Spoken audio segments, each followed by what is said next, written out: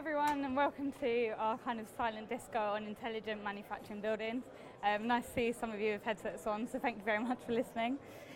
So as I was introduced, I'm from Lombard and the Specialist Sector team. So the Specialist Sector team does what it says on the tin, and we do cover both manufacturing and renewables. So that's what I'll be speaking to you about today, where they're both conjoined to make an intelligent building. So that's just kind of making the most out of the data that you get from your building to minimise your energy costs and upgrade into renewables as well. From the EEF Manufacturing Survey last year, less than 40% of manufacturers were working with their supply chain to improve energy or resource efficiency. This is something that we need to have greater concentration on going forward as CSR or corporate social responsibility targets are increased. Not only will this be increased for large corporates, it will also be increased for the supply chain. And in order to win those tenders, being competitive in your corporate and social responsibility objectives can really make the difference. Furthermore, over 60% of manufacturers quote better cooperation across the supply chain as being a key way in which to reduce costs.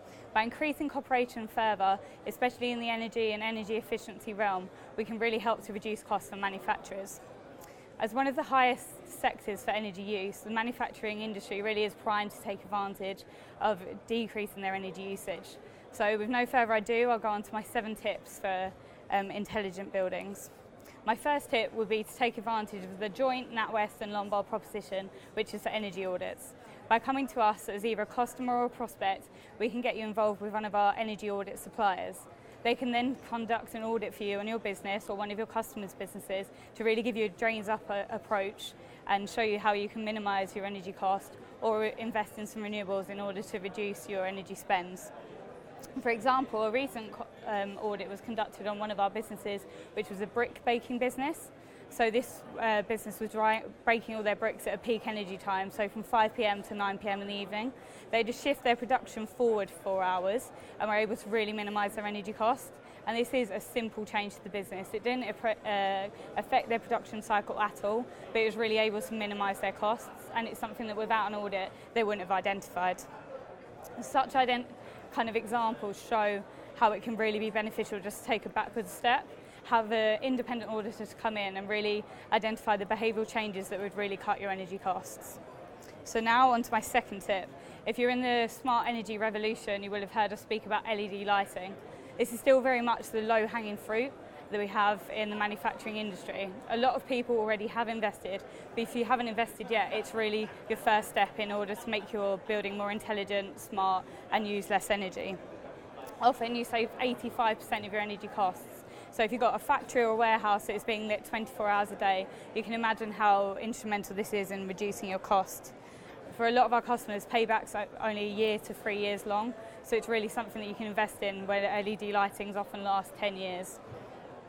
The quality of the light is also better with LED, so that's something that has also decreased insurance premiums for our customers. So it's kind of an added benefit you don't know. Hit and Sonpow also mentioned in the speech dealerships who put in LED light in their cars look better, and it's kind of another advantage that you wouldn't maybe be sold on, but it's really improved for our customers.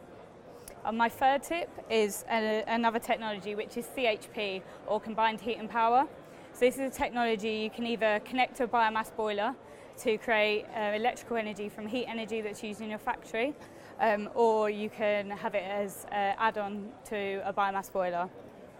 The main benefits of CHP are to really improve the efficiency of your site, just because if you have waste heat that's there, why not capture it and convert it into energy? It can also be a really good way to diversify just from using mains electricity and use a small amount of your electricity from this CHP or combined heat and power asset instead. So that's something we at Lombard can fund. My fourth tip is to use big data. In order to be intelligent, we really need to harness the data that our factories are showing us. So investing in smart meters, as many of you might have done in your domestic household kind of setting, move that to the non-domestic setting and really get involved in seeing what is actually using most energy. I really think a lot of your customers or yourself as businesses will be surprised at what actually is draining your energy. In a lot of cases, it's not the thing that you think, and it's often the old, outdated machinery that you haven't updated due to the fact it's expensive to do so. My fifth tip is batteries.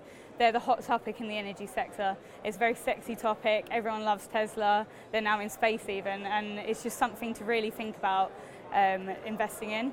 It's a hard one at the moment due to the uncertainty in the sector. Prices are going down, the technology is rapidly improving, but it might be something that is right for your business to invest in now, just because the payback is so quick. So that's also something Lombard can fund. So please get in touch with us if you've got an opportunity that's under 3 million, and we can chat on how we can maybe help you find a solution for this. My sixth tip is on refinancing.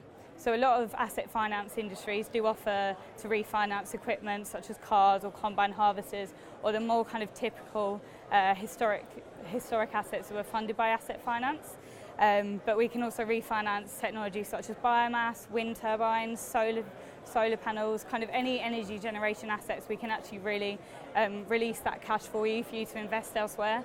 So it's something that if you invested in solar panels 5 years ago, we can help. So our combined term of 12 years is the maximum we can do.